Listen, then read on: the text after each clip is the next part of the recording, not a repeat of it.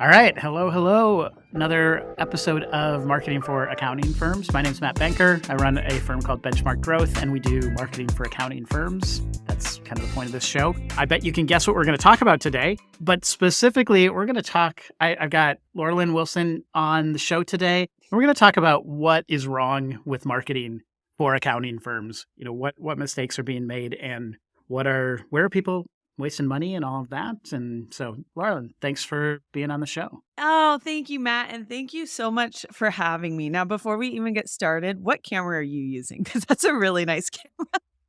So I wanna know. I'm using an old iPhone, actually. So Duh. here's a little trick. So iPhone, if you're on a Mac, I Yeah. think you're on a Mac, there's a direct connection now where you just put an iPhone next, so it's just on a tripod, but you put it next to your thing and you can select your iPhone as your camera. And so we've all got old iPhones laying around, and the camera in an iPhone is a lot better than in those MacBooks. Yeah. Just because the MacBook screen is really thin, you can't put a lens in there. The Oh. iPhone is thicker. And Okay, that's when what you works. So say, quote, old iPhone, like what are we talking about? Because I feel like I have an I old think iPhone. it might be like an iPhone 8 Oh, or like an yes. SE or something like Okay, that. I have So an yeah, XS. So we're okay, good. I'd be good. All right. you're good to go. Oh my Yep. gosh, look, Okay. coming out firing. Look at that great tip to start it off. We're going to talk about content today, and Mhm. I think video content is a big deal these days. I think a lot of folks could benefit from recording videos, Mhm. and it's a simple way to improve the quality. You don't have to go buy an expensive SLR or try to hook up a webcam or whatever. You can just use an old iPhone. Yeah, and this That yes, and I would go so far to say that video is the most important content creation piece that accountants can get involved in, because that's what everyone's consuming now. we're going to talk about, what's wrong with marketing for accounting firms, but why? What do you have to say? Like, why should we listen to you? What's your experience and authority? Yeah, so honestly, I'm surprised anyone listens to me. I'm the type of person where whenever I do something like and it's semi-successful, I'm more surprised than anyone. I'm like, "Oh my gosh, that actually worked." Because a lot of times I just experiment with things and I just try things Mm. out and I just don't have an expectation to succeed.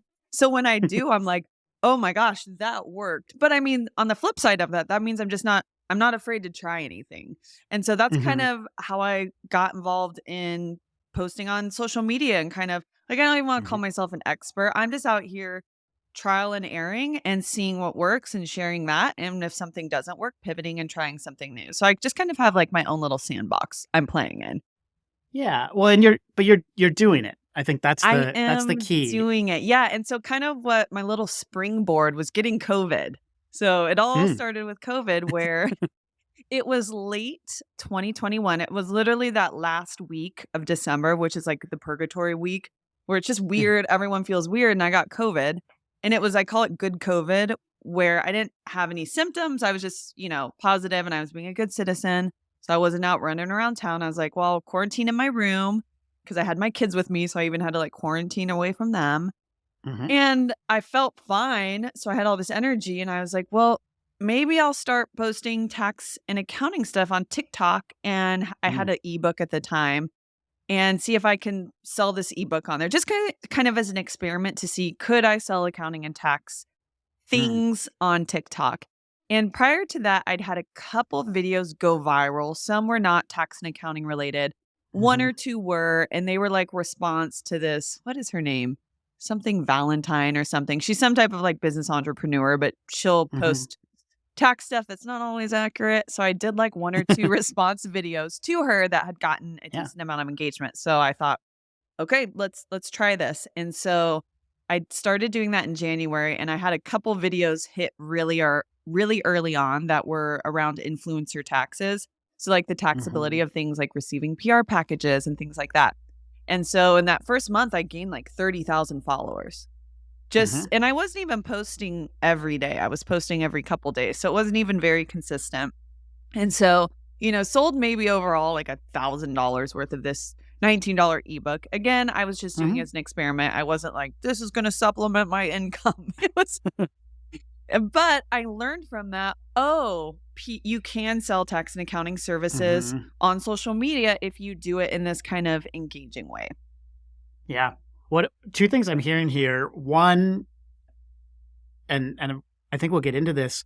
Spiky opinions are helpful and good when you're on social media. Like no one needs to hear the bland what everybody else like what you'd find in a typical SEO article on a Google search. Oh. They're often looking for something a little more specific. Yep. And we know with social media, a little bit of tension, controversy is one of the things that really drives engagement.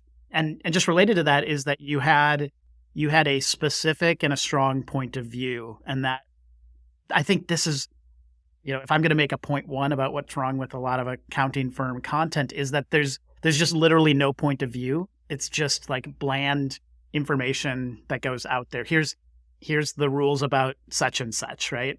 Yeah, and it's not, as we know, tax advice is a very personal thing because if someone asks us, can I do XYZ? Our answer always is the joke is it depends because it Yes. is so personal. And so when you are delivering tax and accounting advice, you have to make it personal for them. And that's why this bland, these bland articles and stuff like this is how to take the meal deduction.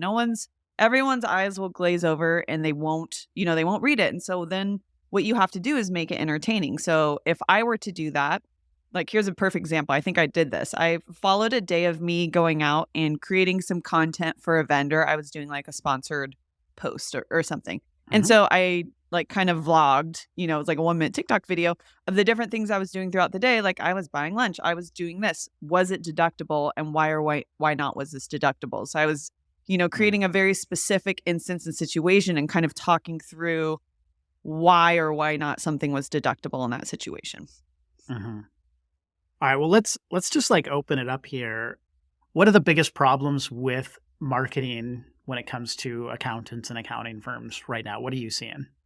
The main problem I see from smaller shops, and by smaller shops, I mean, not big regional firms. I mean, firms with 1 or 2 partners, maybe 5 million sub or whatever, is there's no personality behind their content and what they're putting out. People are not going to respond to, LO tax associates. Like there's not a face. So you really need a personality and a face behind the business because accounting can already come across as impersonal. Like, no one's like all jazzed to go see their accountant unless I'm their accountant, then they're super jazzed. But it's like, okay, so how do you take this thing that's been cold and impersonable and turn it on its head and make it personable and make it relatable? And that to clients, because the number one thing when new clients come to me and I say, why are you leaving your last accountant? They'll say, I never hear from them. So they're wanting the relationship piece. That's the value add at this point. And so that's what you can start providing through social media. They get to know you. Yeah, it's kind of ironic because I think everybody knows if you're in accounting, it's a trust business, right? Like people, a lot about them, their personal lives, their businesses, because you're seeing their books, you're talking about their taxes, like these conversations. It requires a lot of vulnerability on the part of the client, and yet a lot of firms come across as, like you said, kind of cold and impersonal. It's hard for me to know, like, do I want to move forward with this kind of company if I don't have any idea what kind of company you actually are? I mean, I know you probably have blue and silver, logo and design. There's a lot of like professionalism, I think, in accounting firms and in the way that accountants present themselves. But without that other piece we often talk about like you have to have both empathy and authority. Like you have to show that you understand who you're serving. And then you also have to have the actual knowledge. So, a TikTok influencer might have a lot of empathy or like relatability, but if they don't know what they're talking about, that's a problem.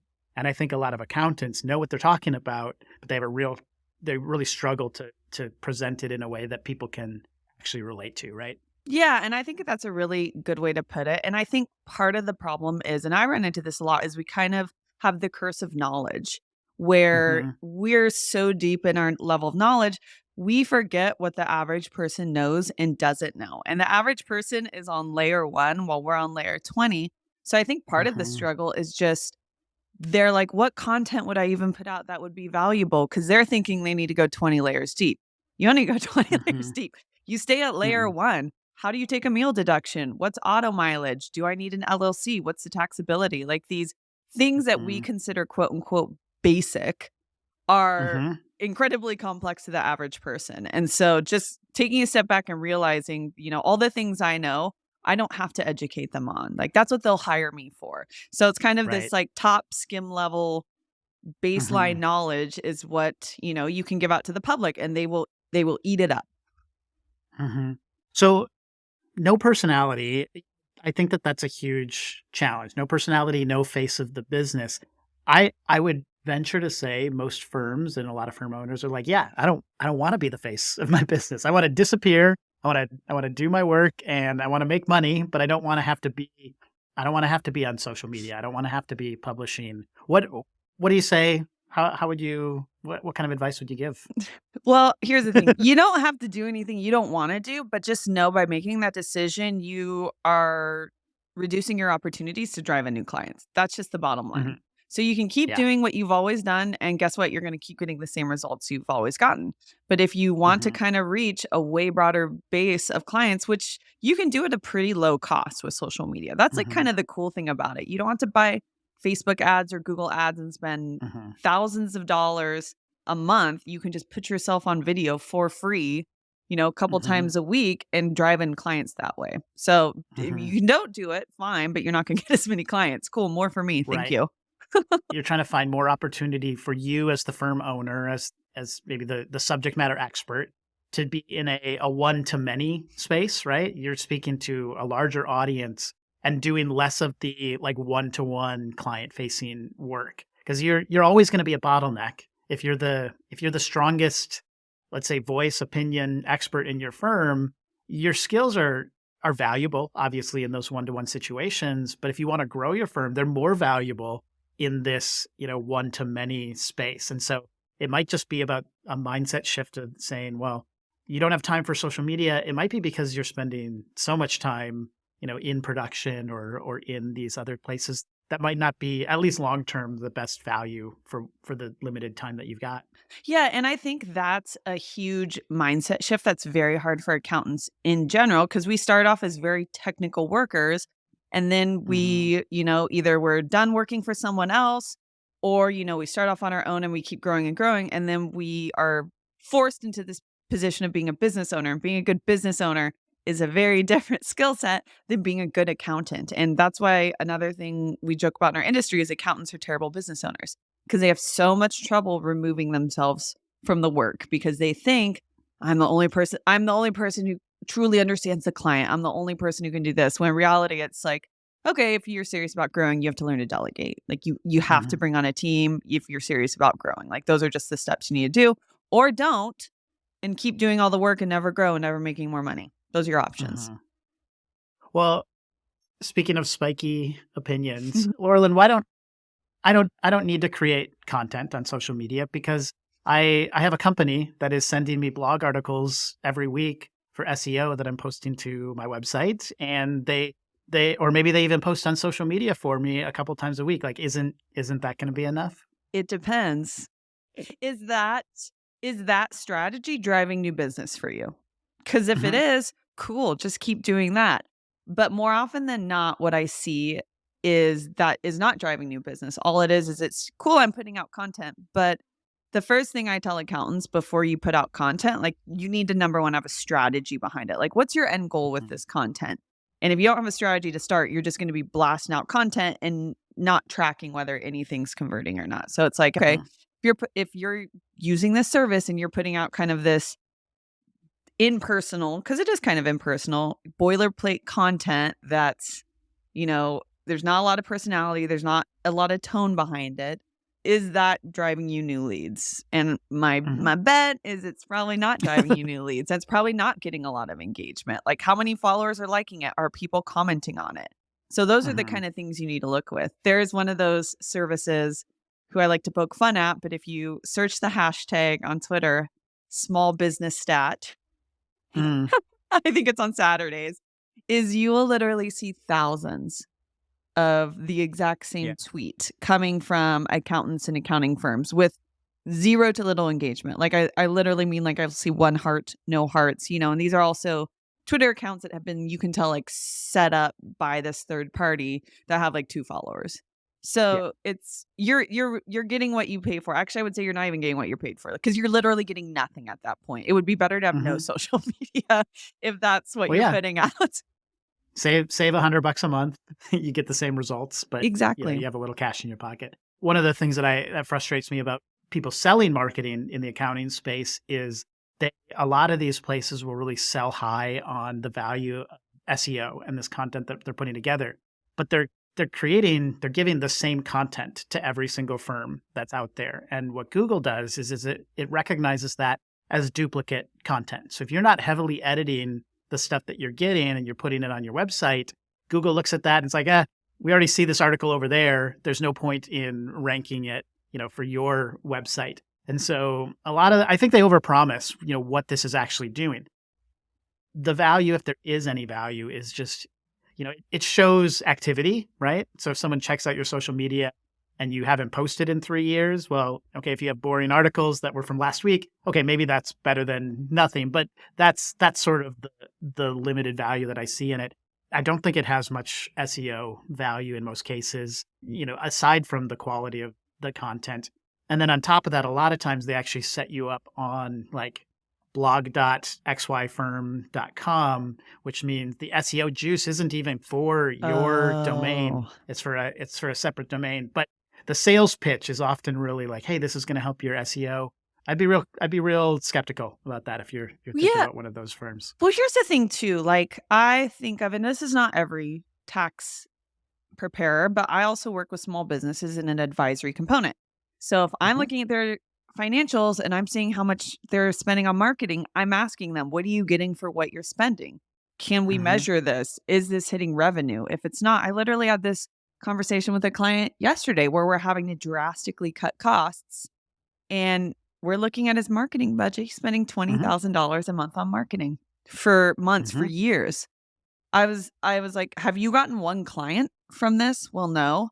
"Okay, guess what's being cut for the next several months?" But it's Yeah. like, why are we not asking ourselves that exact same question? Like, what's our actual Mhm. ROI on this? Yeah. I mean, my opinion, or like the perspective I usually bring is, marketing is expensive, but you can spend time or you can spend money. Yep. And I would say this is as a person who sells marketing services.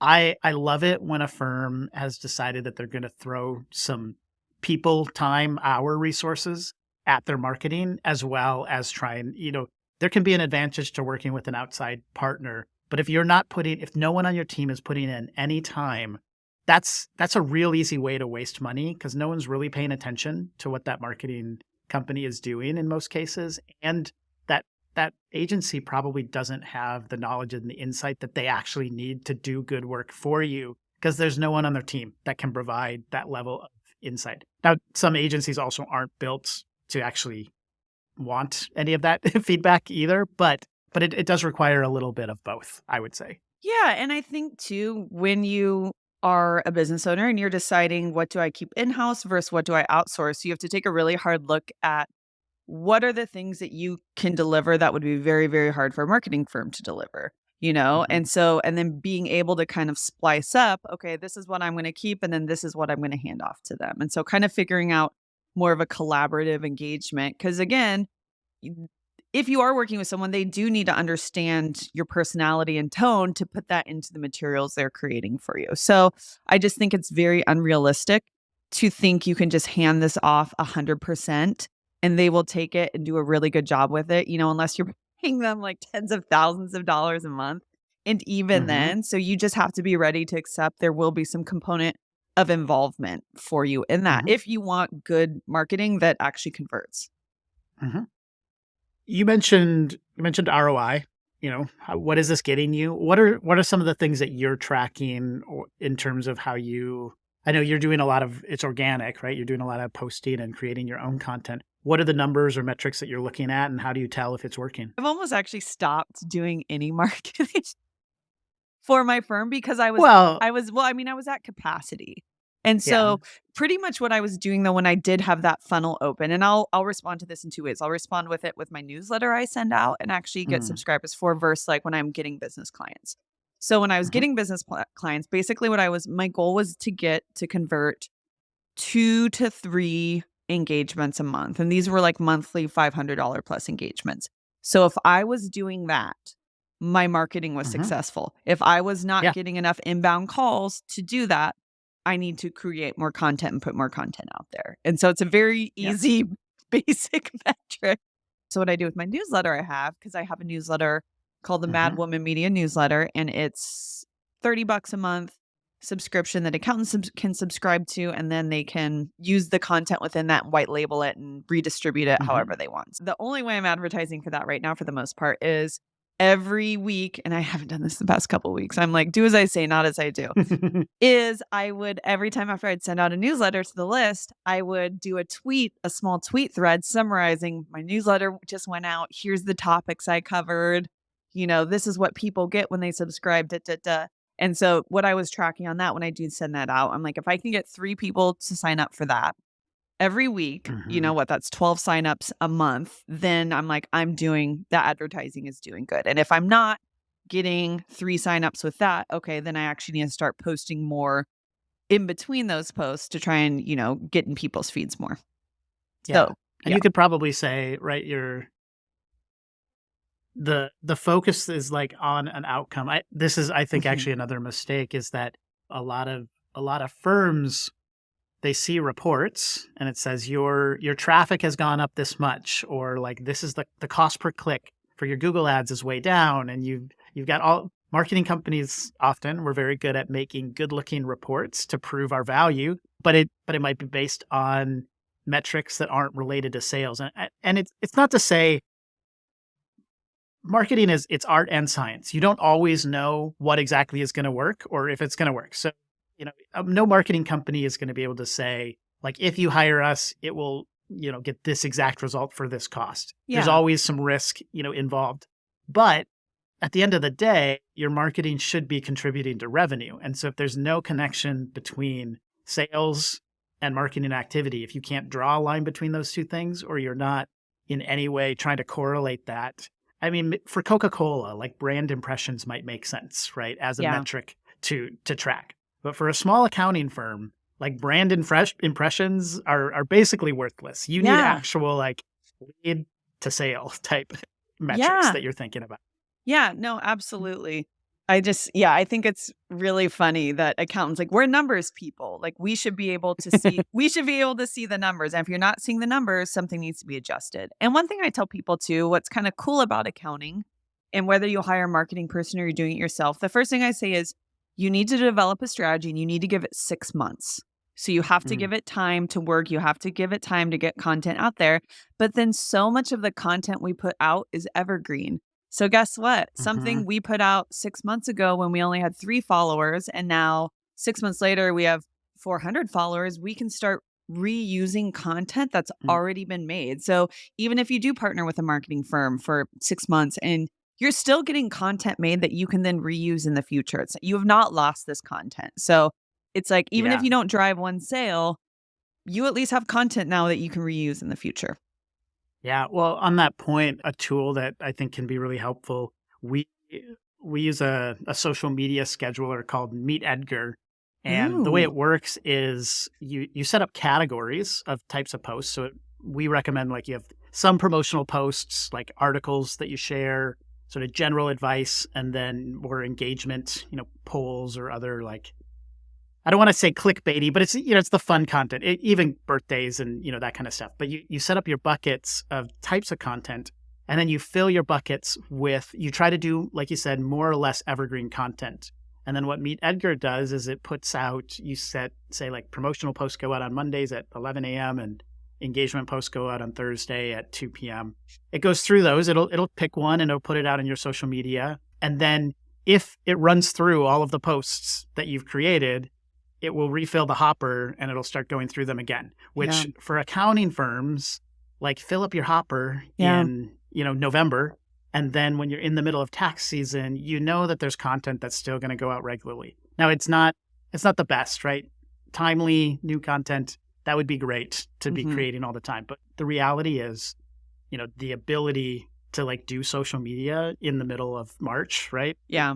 It may not be feasible for a lot of folks, but at least you know that there's something that you've already created in the past that's going out there. So Yeah. it's one that we like. Well, and as you talk about this, like that's kind of one of my passions is how do I help accountants create content easier? And so as you're saying this, I'm trying in my head, I'm like, okay, how do we solve for this? Like, how do we make it Mhm. easier? And then two, obviously, like I'm an accountant. I'm can be price sensitive. I'm trying to think of where can I save dollars. So it's not only how can we do this in a time efficient way, but is there a way to automate and do a certain amount of things that then you can also save money as well? Mhm. Yeah,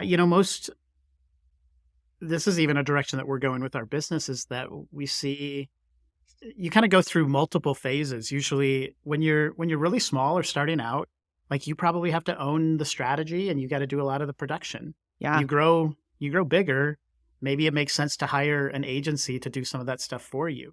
But if you grow big enough, you probably are going to hire and develop a team internally that's Yeah. going to be in charge of your marketing again. And so it depends on what resources you have and what phase you're in terms of your business growth and all that. And so like we've been moving in a direction of trying to do a better job of supporting and equipping people who are doing marketing for their firm rather than primarily just selling, marketing services to firms because you're right, the cost just makes a lot more sense if you can develop your own capacity to do that in a lot of cases.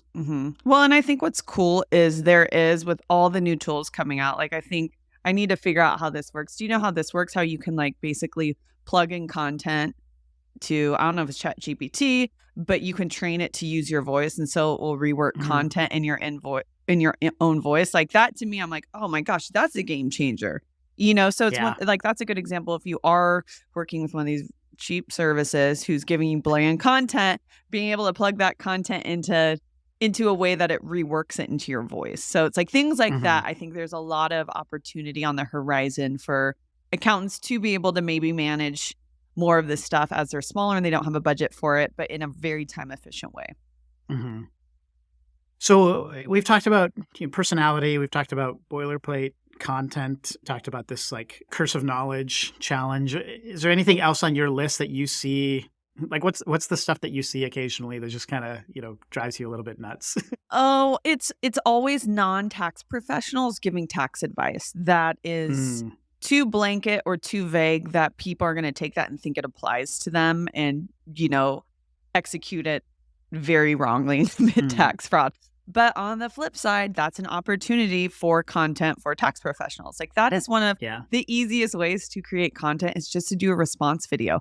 I could do Mhm. response video. I could do multiple response videos every day on TikTok if I wanted to bad Mm, tax advice. So there's never we're never lacking for it. And then what's also yeah. cool is like for me, my problem is not that like, oh, I can't think of content to create. My problem is I have too much content I could create. But it's like, Mhm. you go to those videos, it's bad tax advice to begin with, then you go to the comment section. And then that's even more content. You can see what people are asking to like Yeah. it's literally an endless flow of content ideas would just be responding to bad tax advice. And people too, I find people love response videos. So those are my Mm, videos that honestly probably get the most engagement is when I'm responding to bad advice. So it's like not only are you debunking, bad information, two, you're establishing yourself as an actual authority on the subject and people will mhm. trust and follow you for that. Yeah, for folks who are more technical technician types, you don't feel like you're super comfortable on social media yet.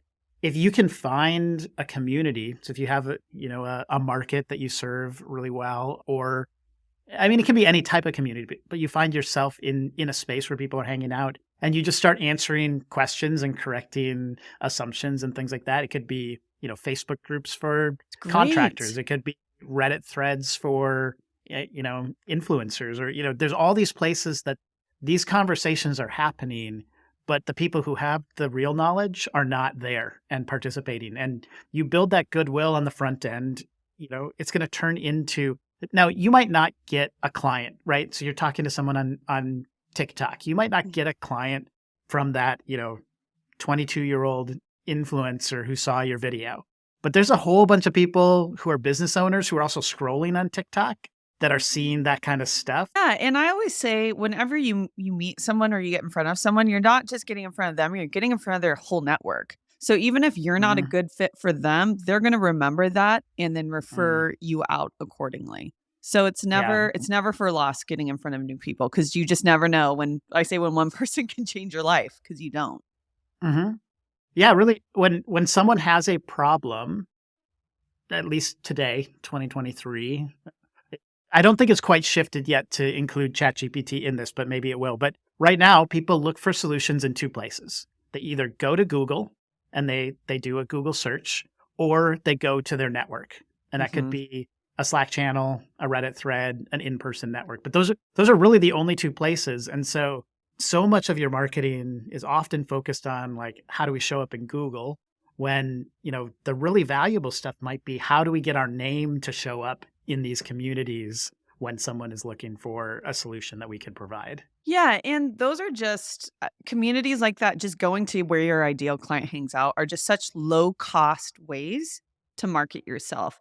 Now, I will say Mhm. this, my plan was to try and get 100 to the next month to on the ground route Mhm. marketing because I won't be able to get in front of enough people. So I think the grassroots approach is better if you're kind of doing a long term. I'm not looking to gain a crazy number of clients a month, but I'm just trying to, get a good marketing strategy going and start getting clients Mhm. to filter in. So I actually, though, am doing the other one. In the next 2 months, my goal is to bring on 100 new tax clients because now I have Okay. a new tax person helping me do returns. So I was like, okay, let's go. I have capacity. And so for that, it's my strategy is not going to be going to Facebook groups. It's not going to be my Mm. strategy is to number one, I'm going to rework my Instagram for my business. I actually just, changed the handle so it's Lake Oswego Tax. So it's very specific to my community. And when people where I live, when people see Lake Oswego, there's certain Mhm. imagery and things that come up. So Mhm. people will immediately like form an image and a vibe in Mhm. their head. So it's like, okay, I want to make sure my handle's really aligned. And then I'm going to pre-populate the grid probably with 9 to 12, different tiles. So I have some Mhm. history there and then, give enough information about my company and stuff. And then I'm going to do a targeted Instagram ad campaign for Mhm. my area. So I'm going to spend some money on it, but that's like, I'm kind of niching down to my area. I have Yep. a clear plan for what I want to do. So I feel okay throwing some marketing dollars at it. Yeah.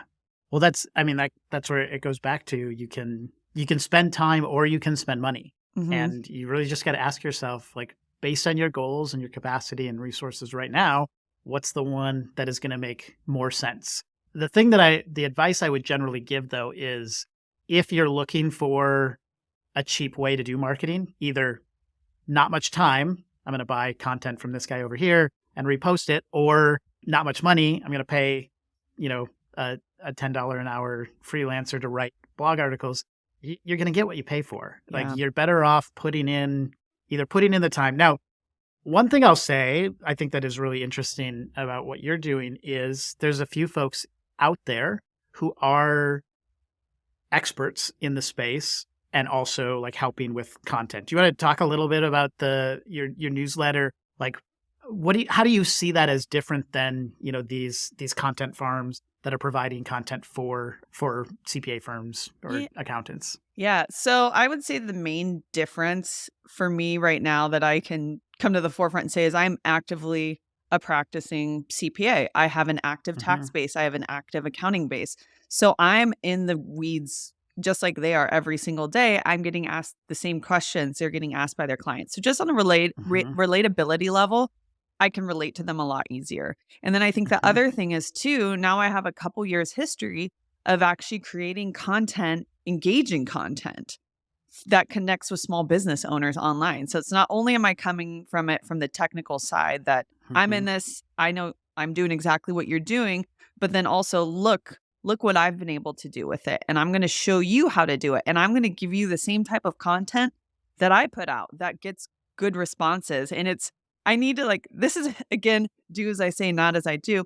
I get Mhm. so much good feedback from my newsletter. I get emails every week Mhm. from accountants who are subscribed to it, and they're like, "This is incredible. Thank you so much." Like, I should be screenshotting those and putting those all over my website. But it's they like that honestly to me is also affirmation that this is good stuff I'm doing. And then too, like just this past week, there was another CPA who reached out to me who wants me to do some kind of copywriting services because they're Hmm. a subscriber on my newsletter and they're like, we love the content you put out and how you phrase Hmm. it. You know, it's entertaining, but it's simple enough Yeah. that the average person can understand it. And that was the problem. They said our marketers can't do this because they're not accountants and they Hmm. don't understand the information enough to even deliver it in a good way. So like, can you help me do this? And I said, Yeah. absolutely, I can help you do that. I'm very good at doing that. Yeah. If you have a person on your team who understands accounting, but they're good at marketing or they're good at writing, and you see a future like where they could be assisting your firm in creating content, like find a way to develop that on your team. Mhm. Because I think the thing that you bring up that's so important is that that intersection of subject matter knowledge and you know interesting writing, content creation, that voice, the tone, all of that. That's a fairly rare combination, I think, in this industry. There's a lot of knowledge with, most people don't go into marketing or into accounting because they, love to write and are kind of Yeah. entertaining in their personalities. We don't write content for our clients anymore. We said we just eliminated that as one of our deliverables. We only do it if we can work with a subject matter expert to create content for them because I think we do a good job of writing, but we just found without that level, like you're saying, of knowing what are people asking right now, what advice do they need, the content we could create would be SEO optimized, but it just wasn't helpful or good in, for a human. Yeah. It was good for robots, not for people was the problem. Yeah. Well, and two, it's a little hard for me to just be like accounts. Well, you just start writing your own copy. Because the reality is, I first started dabbling in creating content for self employed individuals in 2017. Mhm. I've been writing for 7 years. I've been writing content and explaining these types. So I've put in the hours. I have the number Mhm. of words to support me. So it's not a skill I just one day woke up and have. Like I had to work at Mhm. it. But again, the cool thing with accounting content is it's evergreen. So a lot of the content I created back in 2017, I'll revisit it and then I'll rework it, with better Mhm. writing techniques or maybe tax laws changed. And so again, it's like the stuff you create, you can keep reusing over and over and over again. That's an Mhm. asset that's there forever. And so that's why I think it's worth investing your time in. Yeah. Well, this has been a great conversation. Laurelyn, when are you going to sell your practice and become the next like Jason Stats full-time content creator? Oh my gosh. I don't think I'll sell my practice anytime soon. Part of it is because so I've always said like I want to be a millionaire, not because I want $1 million. I want to figure out if I can do it.